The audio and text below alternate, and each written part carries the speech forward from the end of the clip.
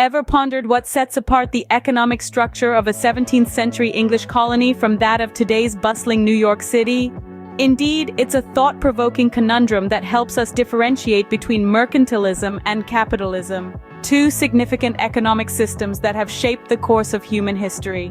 Think of the world in the 17th century. The British Empire was in its prime, colonizing vast parts of the globe.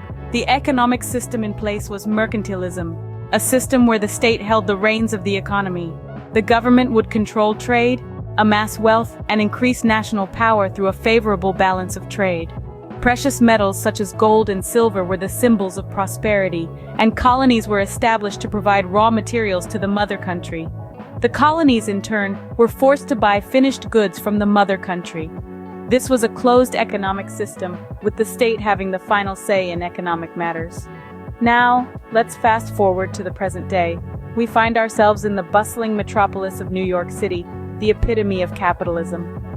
Here, the economy is driven by private ownership and free market competition. Individuals and businesses have the freedom to produce, buy, and sell goods and services based on supply and demand. Profit is the ultimate goal, and success is measured by financial gain. The government's role is limited, with minimal interference in economic affairs. Capitalism thrives on innovation, entrepreneurship, and the pursuit of self-interest. It is an open economic system where individuals and businesses have the power to shape their own economic destiny.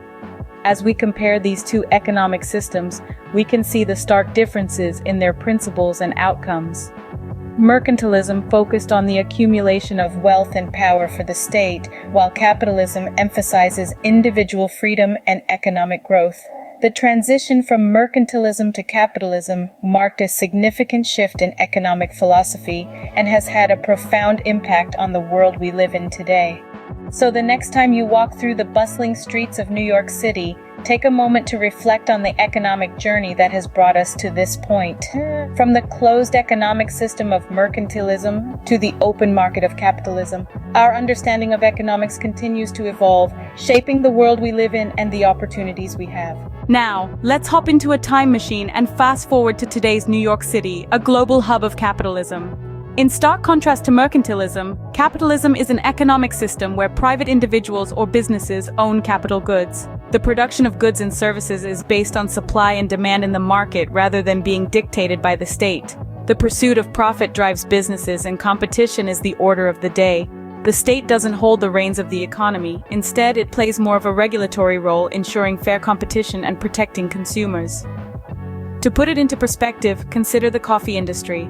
Under mercantilism, a government might have a monopoly on coffee, controlling its production, distribution, and price. But in a capitalist society, numerous coffee shops compete to offer the best product, service, and price. The government doesn't decide who succeeds, the consumers do. So in a nutshell, the difference between mercantilism and capitalism lies primarily in who controls the economy.